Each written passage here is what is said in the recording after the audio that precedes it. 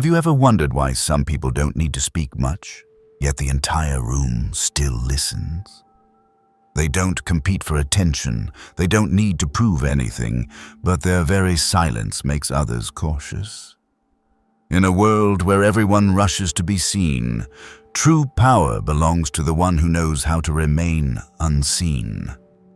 Silence is not emptiness. It is a deliberate choice.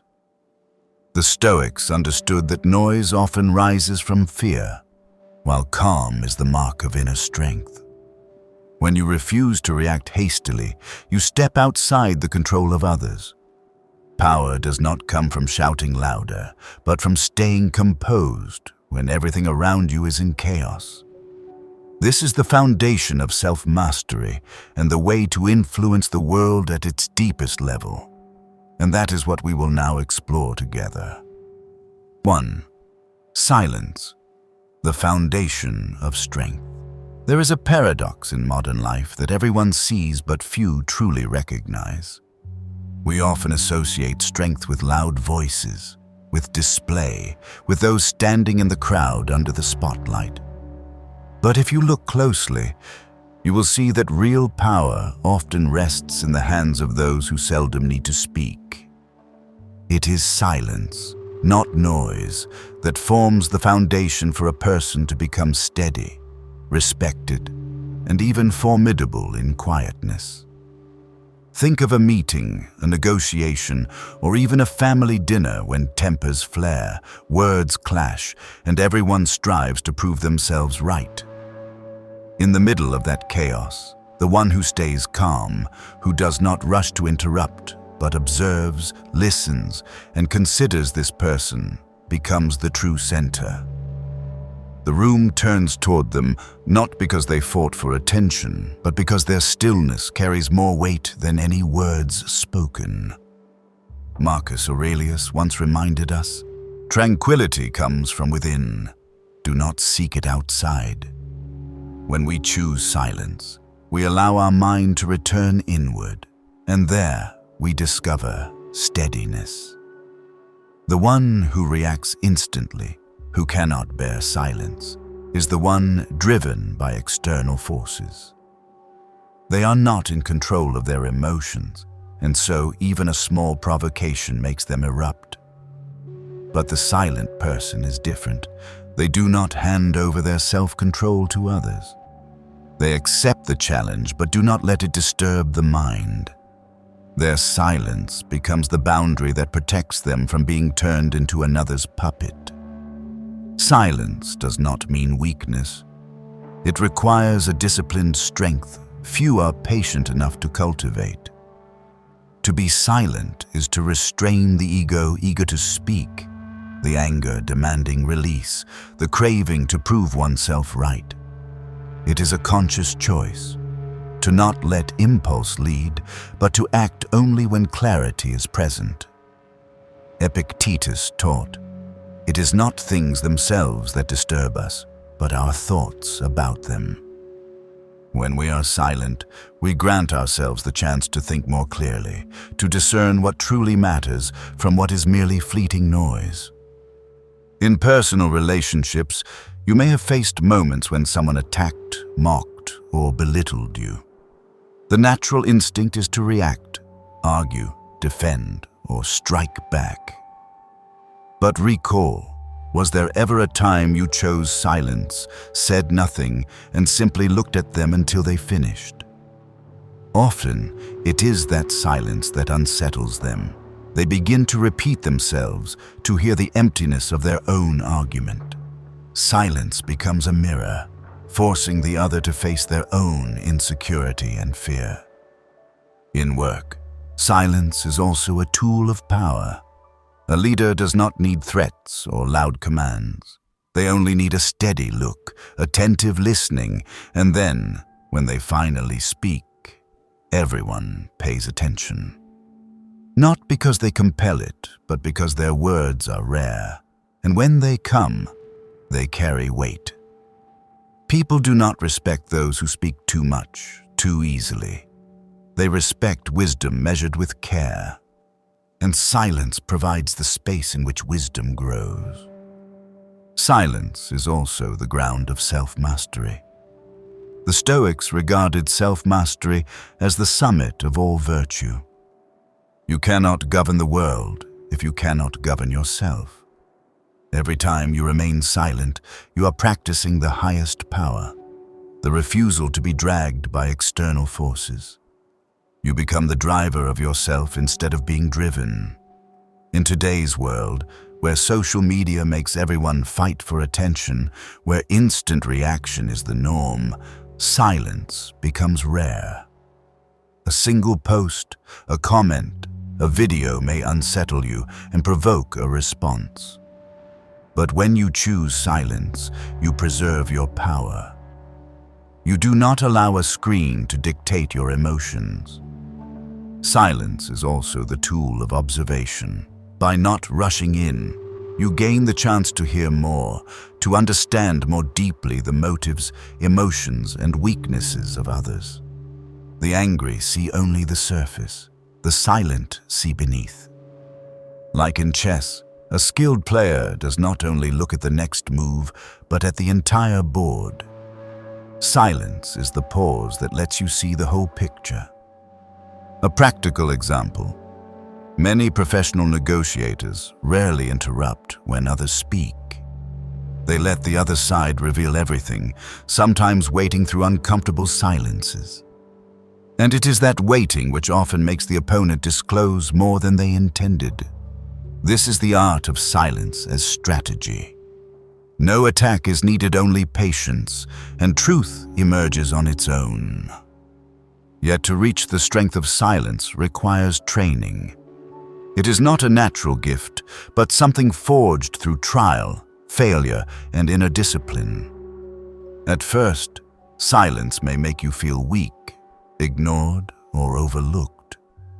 But over time, you realize silence grants you the rarest gift: the space to master yourself. And once you grow familiar with that space, you will find freedom. You are no longer compelled to react according to the will of others. The Stoics understood that silence does not mean remaining still forever. It is merely the delay before the right action.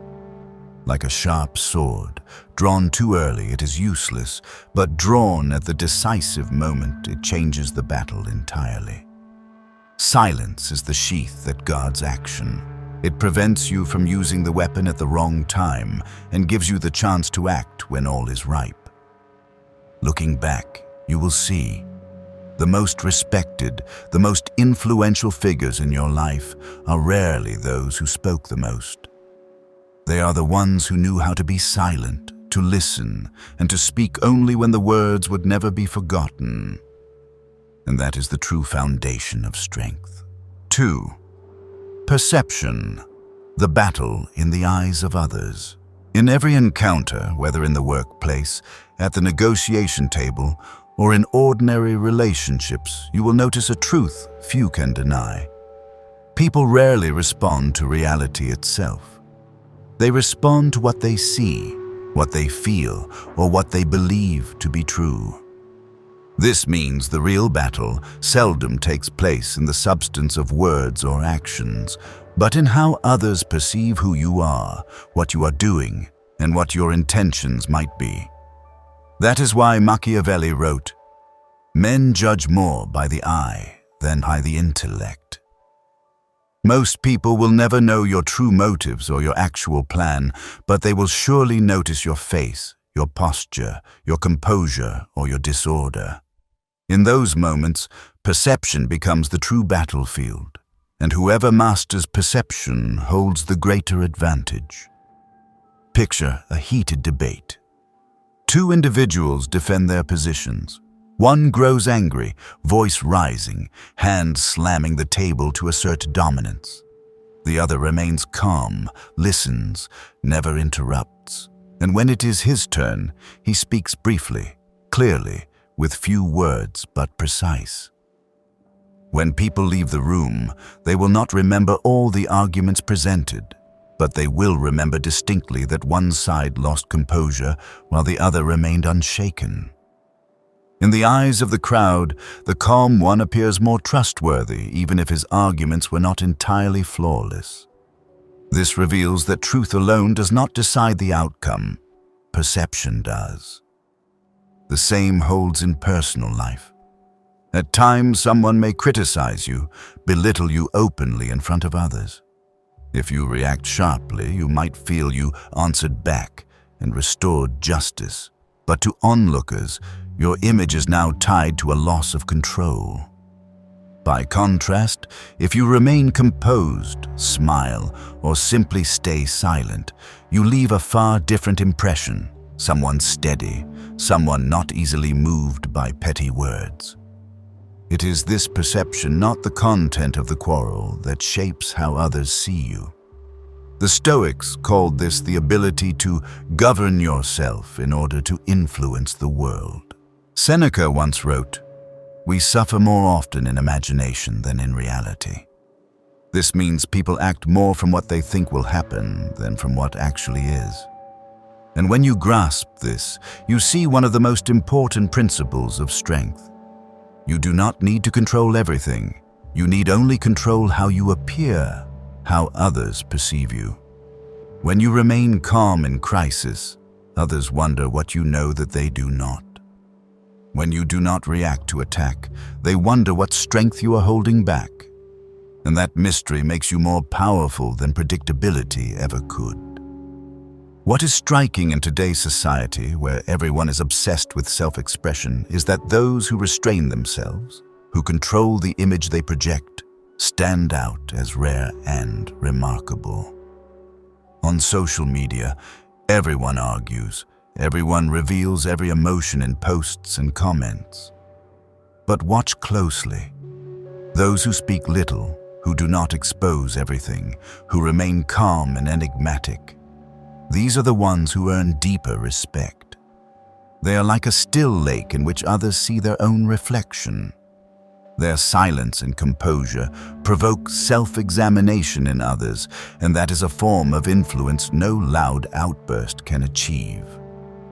In business negotiations, seasoned professionals know that first impressions matter far more than detailed arguments. When they enter the room, their walk, their gaze, the way they sit and observe silently in the first minutes, this already sets the tone. The other side knows nothing yet of their true strategy, but already feels under the weight of being observed. From that moment, the game has shifted. They are influenced not by facts, but by perception. The Stoics called this the power of self-control. By mastering your outward presence, by holding yourself steady, you naturally shape how others perceive you. A simple example. Imagine walking into a job interview. You are nervous, your heart racing, your mind unsettled. But if you still maintain a slight smile, speak slowly, and meet their eyes steadily, the interviewer will think you calm, confident, trustworthy. Conversely, if you reveal your shaking hands, speak too fast, or keep justifying yourself, no matter how qualified you are, their perception of you is already diminished. The battle is not over who you truly are, but over who they think you are. Machiavelli might call this the art of managing appearances. But to the Stoics, this is not deception, it is fidelity to principle. Control what is within your power. You cannot control what others say, but you can control your posture, your tone, your gaze, your composure. And by this, you direct their perception of you. It is not trickery, it is responsibility. For if you do not manage how others see you, they will invent an image of their own and impose it upon you. In this light, truth must be understood differently. Truth is the foundation, but perception is the surface everyone sees. If you cannot hold the surface steady, then even if truth is on your side, you will lose in the eyes of the crowd. But if you keep your presence composed and unshaken, people will trust you even before you present proof. That is why self-control is often respected more than raw knowledge. In practice, you see this most clearly in great leaders, those who do not speak often, but whenever they do, all others fall silent to listen. Not because they know more than everyone, but because collective perception has come to see them as the embodiment of steadiness. That is the power of perception. It lies not only in words, but in presence. And when you master your presence, you have already won half the battle before it begins. 3. Controlling the environment. Change the board, not the pieces. Many believe that to win, we must charge into direct conflict, prove our strength, and remove opponents one by one until no one remains. But in truth, lasting power rarely comes from head-on battles. It comes from the ability to control the environment, from shaping the context so deeply that no matter how hard your opponent tries, they are forced to move within the frame you have created. Instead of exhausting yourself attacking each piece, the wise focus on controlling the board, and once you control the board, the outcome of the game is nearly decided. Picture a skilled chess player. Beginners often obsess over capturing as many pieces as possible, counting each one as a small victory. But masters know the real question is not how many pieces you capture, but whether you control the center of the board. When you hold the center, every move of your opponent is constrained, their choice is narrow, and eventually they drive themselves into defeat. This is the essence of controlling the environment. You do not need to remove every piece. You only need to reshape the space in which your opponent operates. The Stoics understood this long ago. They reminded us, you cannot control the minds of others, but you can control the conditions in which they must live. Epictetus often stressed that instead of wasting energy trying to change what is beyond your power, focus on what lies within your reach. If you seek peace, do not try to force others to change their temper. Instead, alter the environment in which you meet them. For instance, if you know someone angers easily, choose to meet them in a quiet setting rather than a noisy crowd. The environment will shape the conversation more than your attempt to control their behavior. In work, a wise leader does not need to constantly yell to make employees focus. They establish a clear environment, transparent rules, structured processes, a calm space, and fair encouragement. Once the environment is set, individuals naturally act within its order, without excessive supervision. This shows that rather than controlling each person, it is more effective to control the conditions around them. Change the conditions, and behavior follows. In personal relationships, the same holds true. We often make the mistake of thinking we can fix someone with advice, arguments, or pressure. But the truth is, a person's nature is not easily altered by words alone. Instead of forcing direct influence, reshape the environment in which the relationship exists. If you want fewer arguments with loved ones, do not bring up sensitive issues when both are tired. Choose a gentle walk, a quiet moment, or a calm space. The environment itself allows the conversation to flow more peacefully. Machiavelli saw this truth as well, though through the lens of strategy. He emphasized that rather than forcing people directly, arrange circumstances so that the only choice they have is the one you desire. This is not deceit, it is the art of designing context. When you control the environment, you do not need to command. Others will act in ways that serve you, because every path already leads to the outcome you foresaw. A modern example is the digital environment.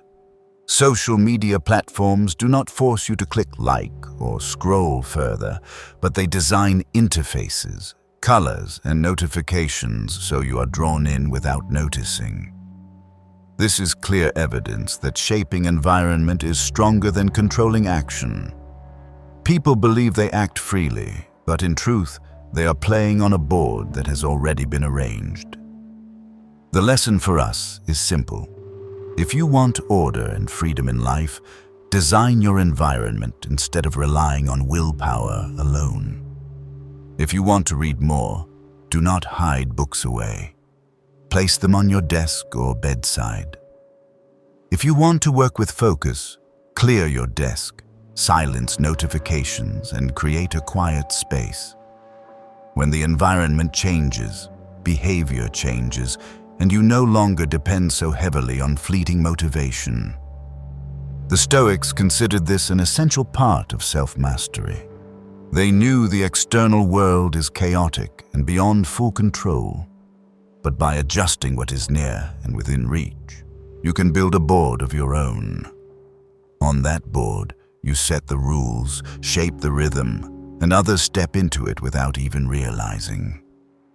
In the end, remember, true power does not always come from direct confrontation or brute force. It comes from shaping the environment so that everything naturally moves in your favor. When you learn to change the board instead of fighting piece by piece, you do not merely win a small battle, you govern the entire game. And that is the most enduring form of power, the power born of patience, subtlety, and mastery of the conditions around you. 4.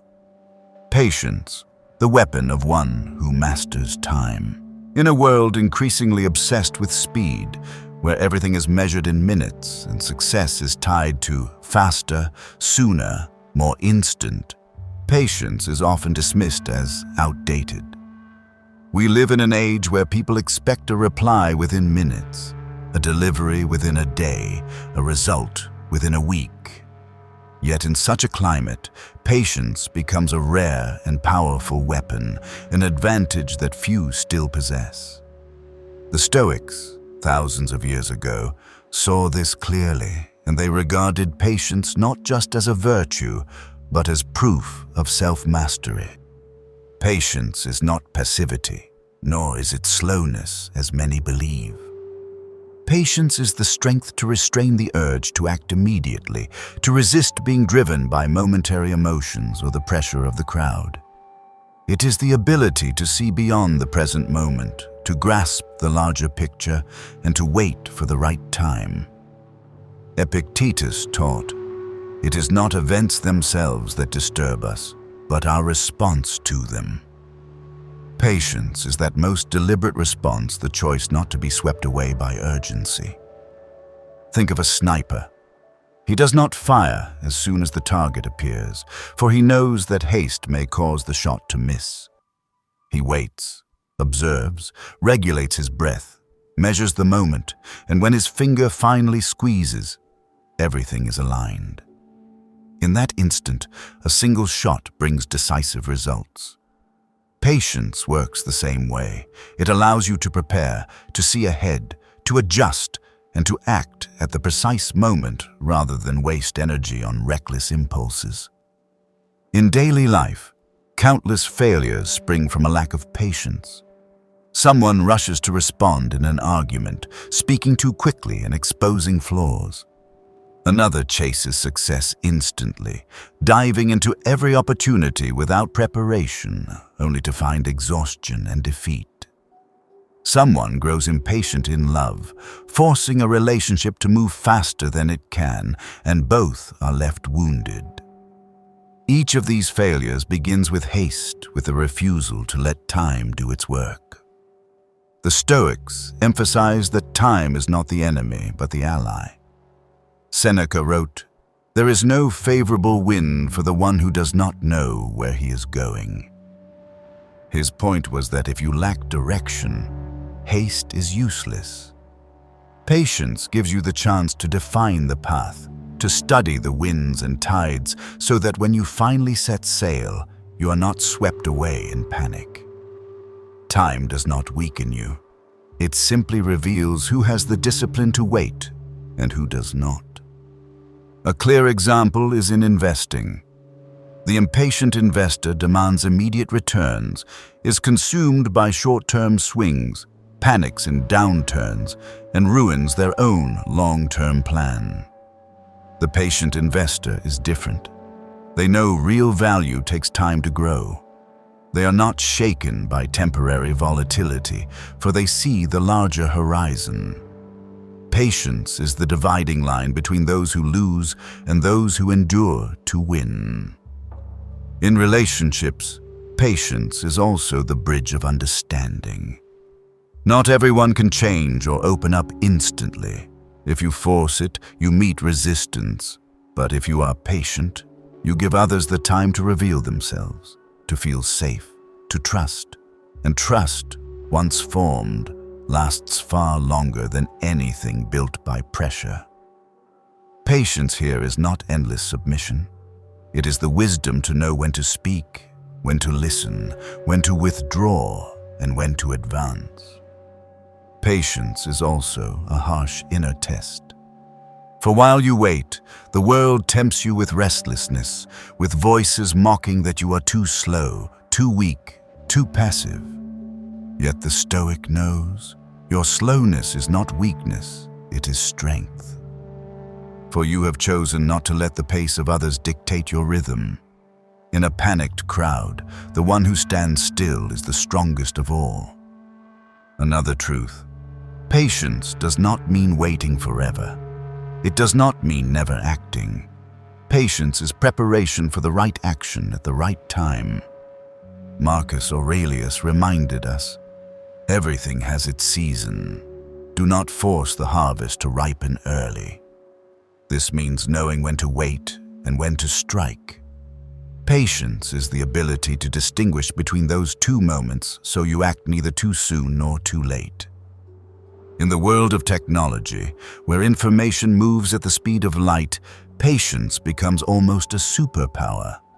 Thousands rush to react instantly to news, trends, and events. But the ones who wait, who observe, who analyze before responding, these are the ones whose influence endures. They do not play the game of speed, they choose the game of endurance. From a practical view, patience also preserves your energy. The impatient burn themselves out with constant reaction. They are like someone who spends all fuel in a few hours, exhausted while the journey is far from over. The patient one conserves strength, regulates breath, and thus goes farther, lasting while the restless fall away. A familiar example is learning a new skill. You cannot become a pianist in weeks, nor fluent in a language in months. The impatient quit when results do not appear quickly. The patient understand that progress accumulates daily, slowly but surely. They do not demand immediate change, but trust the process. And that trust carries them to places the impatient will never reach. Reflecting on patience, remember, it is more than a life skill. It is a philosophy. It embodies the belief that you need not let the world dictate your tempo. You can stand still in a storm, wait while others lose their way, and when the storm passes, you remain whole, ready to move forward. That is the strength of one who masters time. Patience is the clearest proof of self-control. For if you cannot wait, you are ruled by emotion and circumstance. But if you can wait, you reverse the balance. You govern your emotions, your reactions, and the rhythm of your life. In the modern world, this is a rare advantage, a weapon that sets you apart. And once you master time, you are no longer merely living, you're truly leading the game. 5. Decisiveness. Closing the door to preserve peace. In life, there are times when silence and patience are not enough. There are situations where, if you do not act with clarity, you will be dragged into a cycle of exhaustion and resentment. People often assume that gentleness, concessions, or second chances are signs of kindness, but in truth, sometimes they are acts of neglect toward yourself. The Stoics understood that decisiveness is not violence. but the final act that ends conflict and protects peace of mind. Seneca once warned, "Delay is not kindness, it is prolonging pain." When you are decisive enough to close a door, you choose peace instead of feeding an endless battle. Decisiveness is not cruelty. It does not mean destroying others, seeking revenge, or making them suffer. Decisiveness is simply an act of clarity, directness, and finality that leaves no space for repetition. In a toxic relationship, decisiveness may mean walking away without long explanations, without pleading, without leaving a door ajar. If you keep allowing returns, excuses, or endless chances, you are only extending your wound.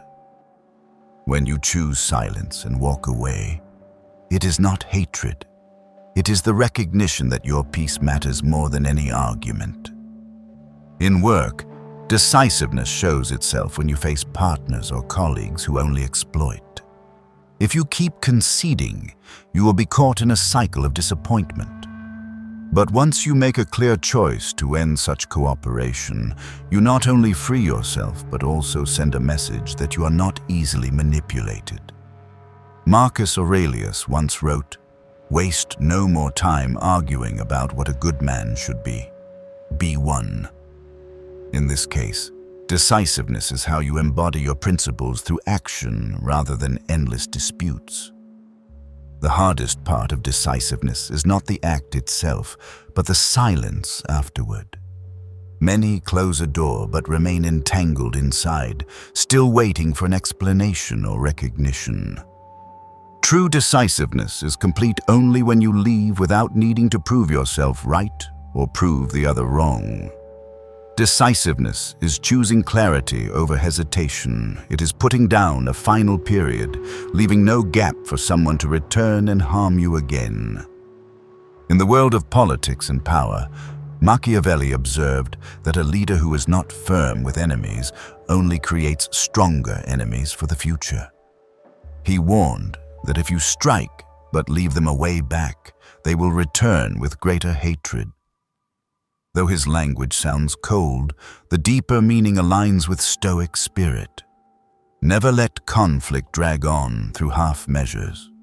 If you must act, act with clarity, not bitterness, not boasting, but finality so that the cycle cannot repeat. In personal relationships, sometimes you must see that a breakup is not failure. True failure is staying, allowing yourself to be hurt again and again. When you close the door, you are not only leaving the other person, you are leaving behind your weaker, dependent, and controlled self. Decisiveness, in this sense, is an act of self-love. It declares that you value your inner peace more than any attachment. Decisiveness also appears in choices that seem small. It may be ending a harmful habit that has lasted for years. It may be refusing an invitation you know will bring regret. It may be stopping a pointless argument with the simple words, "I will not continue this." Such acts, though small, reveal a great truth. You are choosing to preserve your energy and peace rather than waste them on what is unworthy. The Stoics stressed that peace is never accidental, it is the result of countless choices. Every time you act decisively, you protect yourself from having to fight the same battle again. You do not let loose ends drag you back into disorder. You leave behind a closed door and walk away lighter. When you practice this, you realize decisiveness is not loss, it is liberation. One point must be emphasized. Decisiveness must be joined with calm. If you act in anger, you always leave room for regret. But if you act in calm, you walk away with a light heart, and that is what gives you strength. Marcus Aurelius reminded us, "The strong need not seek revenge, for they have risen above harm." Decisiveness is not revenge, it is release, freeing yourself from the cycle of suffering. In the modern world, where people are constantly pulled into endless petty conflicts, decisiveness is more necessary than ever. It allows you to choose which battles are worth fighting and which must be ended. It teaches you when to remain silent and when to place the final mark. Above all, it preserves your energy for what truly matters in life. Looking back at my own experiences, I realized that most of the troubles I faced did not come from events themselves, but from how I reacted to them. The times I lost my calm, rushed into decisions, or tried to maintain a relationship that was clearly no longer right, all of these left me with long-lasting fatigue.